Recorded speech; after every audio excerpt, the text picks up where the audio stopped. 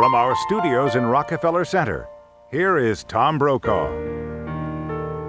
In this season for Giving and Receiving, tonight, the story of one man who finally got what he'd been praying for. And for this loving father and his family, it brought the peace of mind of a promise kept. Here's Rob Stafford.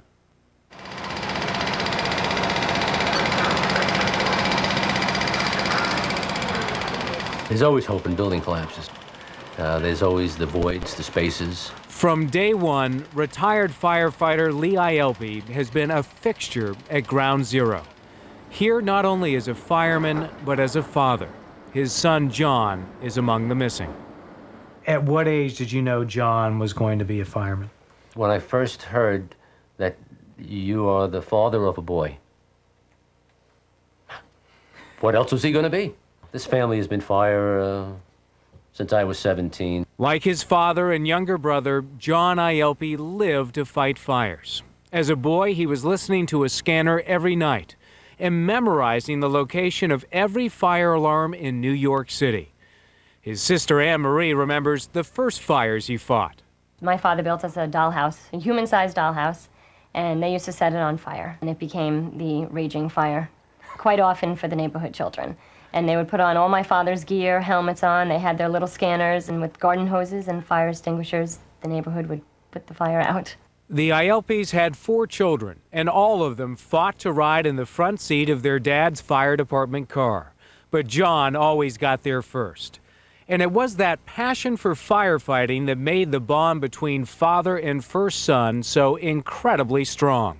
John was probably the most caring person that I know, besides being my best friend. He loved people. He loved helping people.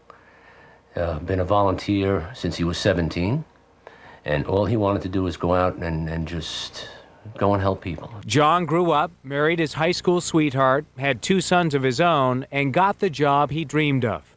First stationed as a fireman in Brooklyn. His wife, Jess. That's just what he loved to do. That's where you saw all of his true colors come out. And even as an adult, he always called his dad, sometimes 20 times a day. Hey, Dad. Hi, John. What's up? Nothing. How are you? Okay. See you tomorrow? Okay. See you, Dad. Okay. Be careful. All right. See you, John. September 11th. Phone rings, and it's John. What's he say?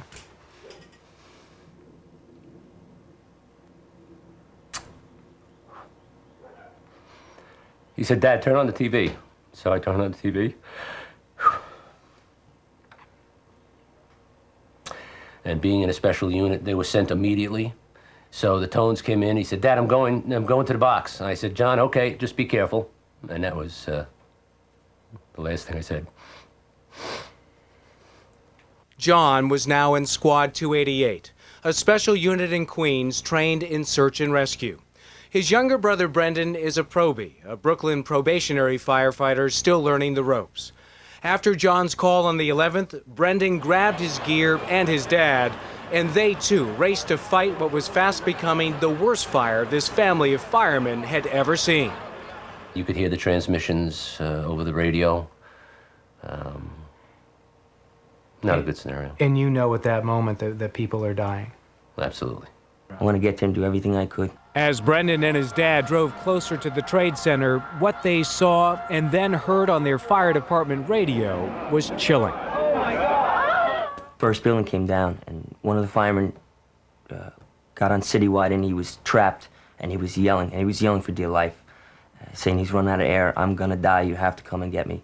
And numb, hair stands on end. The voice wasn't John's, but now they were both very worried.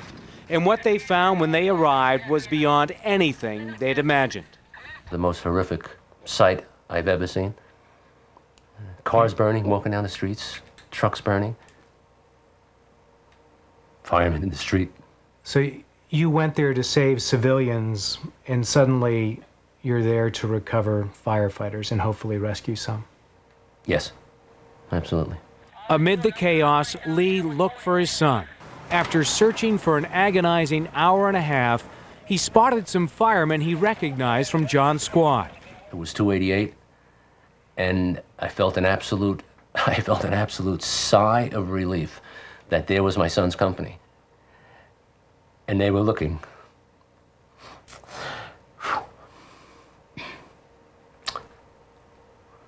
The closer I got to the company, one of the things that happens in life, I guess, is where you don't want to look the guy in the eye. The closer I got, I could see, they saw me, and they put their heads down. They wouldn't look me in the eye. And they were clean, which said to me that these are the guys that just came from home, and they may know something that I don't know. They didn't say a word, and that said everything. That was it.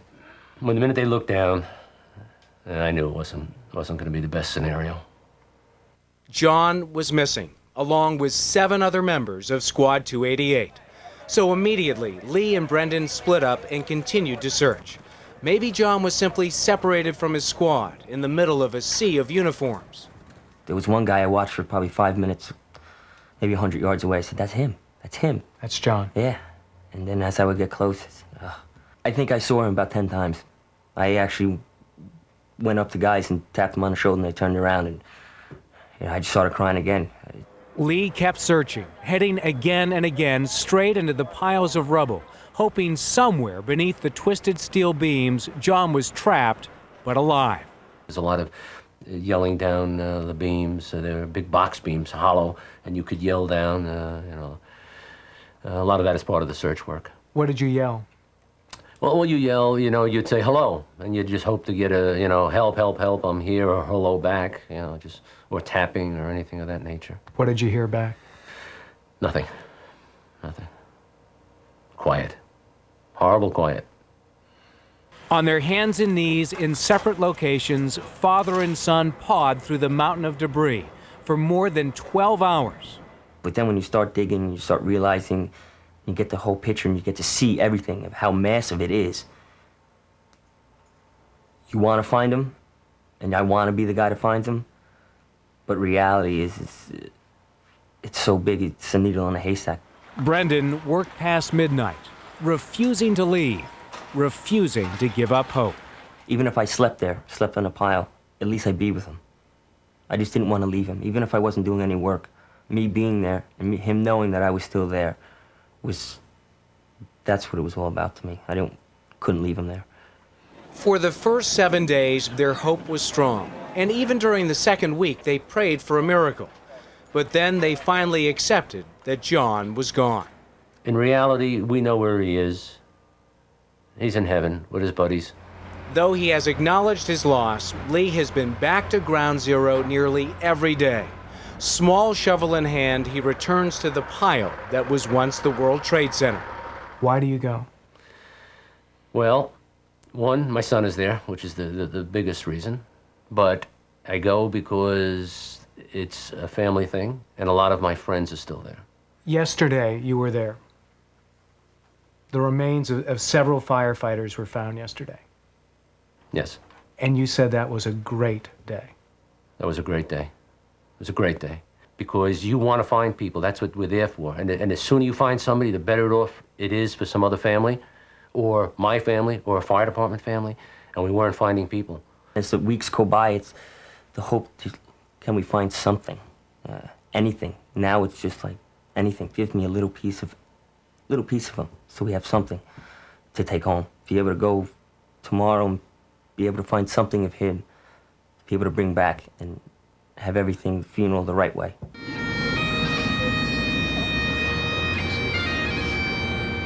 The family did have this memorial, but it was more for the children than the adults. John's 10-year-old son, Andrew, even played taps.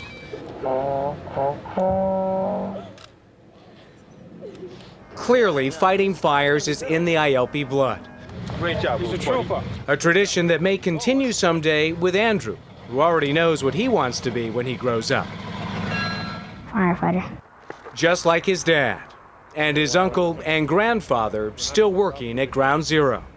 On the day we were there, Lee got word that a body had been found in the area where John was last seen. What'd you find out? Let's walk to the hotel and we'll find out. I'll tell you as we're walking. Somebody just called us on the radio and said to come over to the hotel, and I would truly love to have this be my son. It turned out to be another man in uniform, another victim, someone else's son. As the flag-draped body was carried out, Lee Ielpi paused to pay respect. Then, without hesitation, he went right back to work, hoping this would be the day he would bring his son home. How important is it to you to be there if John is found? Very important, yes. There's a tradition in the fire department. We carry out our own. After the fireman is placed in a basket with a American flag over it, they would prefer his company to carry him out. If my son is found and I happen to be there,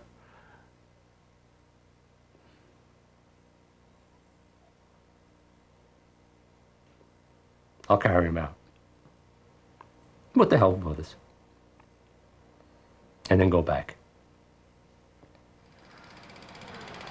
On an evening like this, December 11th, 3 months to the day after John was lost, his body was found. And just as they said they would do, father and brother carried him out together.